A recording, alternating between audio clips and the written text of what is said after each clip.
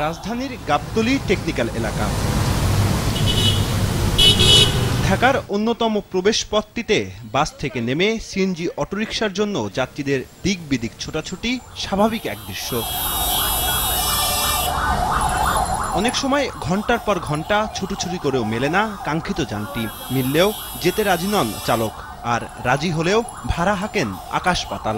Contact এনেছি তো eastern housing, এটা 200 টাকা মেটাইছি। এটা ঠিক না, কিন্তু আমাদের দেশের পরিস্থিতি অনুযায়ী এইভাবে আমাদের চলে অভ্যেস হয়ে গেছে। তারপরে রুলসের বাইরে আমরা চলাফেরা করতেছি বাধ্যতামূলক। এখানে বহুত খুঁজছি, কোনোটাই তো যায় না ভাই, উপায় নাই তো। মিটারে কোনোটাই যায় না, এখানে আমি 10টা ট্রাই করছি, কোনোটাই মিটারে যায় না। সে মিটারেও যাবে না, আবার এমনিতেও যাবে না, মিরপুরি সে যাবে না। মিরপুরি কি হয়েছে বুঝতে পারছি না।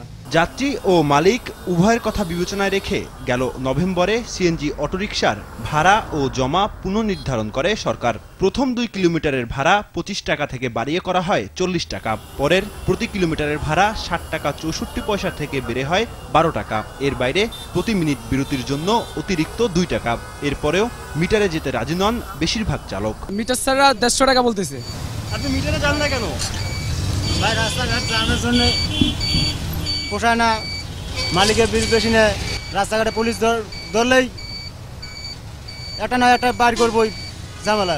আমরা বেশিরভাগই কন্ট্রাক্টে যাই, মিটার গিয়ে জমা ওঠে না। নিরুপায় হয়ে চুক্তিতে গেলেও ভোগান্তি এড়াতে অনেক সময় ট্রাফিক পুলিশের কাছে তা অস্বীকার করেন যাত্রীরা। আমরা আজকে অ্যাকচুয়ালি মিটারে আসতেছি, তবে সিএনজিরা সাধারণত মিটারে আসে না। যাত্রীদেরকে জিজ্ঞেস করার পর ওরা বলে যে আমরা মিটারে যাচ্ছি, আর যেগুলো আমরা পাই ওগুলো আমরা রেকার করে ডাম্পিং করি। এসব অনিয়মের দায় একে অন্যের উপর চাপাচ্ছেন চালক ও মালিকরা। শস্যের ভিতরে ভূত আছে ভাই, সব জায়গায় আছে, এটা আমরা অস্বীকার করব না। চালকরা করতেছে। মুষ্টিমেয় যাত্রী চালকের জন্য আমাদের টোটাল সেক্টরটার মধ্যে একটা বিরূপ প্রতিক্রিয়া পড়তেছে, এবং চালকরা তাদের ইচ্ছা মতো জায়গায় পছন্দ না হলে, গন্তব্য পছন্দ হলে সে গন্তব্যে যেতে চাচ্ছে না। এমন অনিয়মের বিষয়ে জানতে গেলে অসহায় আত্মসমর্পণ করলেন বিআরটিএ চেয়ারম্যানও। প্রথম দিকে আমরা জেল জরিমানা জরিমানা করা হয়েছে, কিন্তু জেলে দেয়। এখন কিন্তু ম্যাজিস্ট্রেট সাহেবরা জেলে দেন, কারণ তারা যেহেতু মানছে না।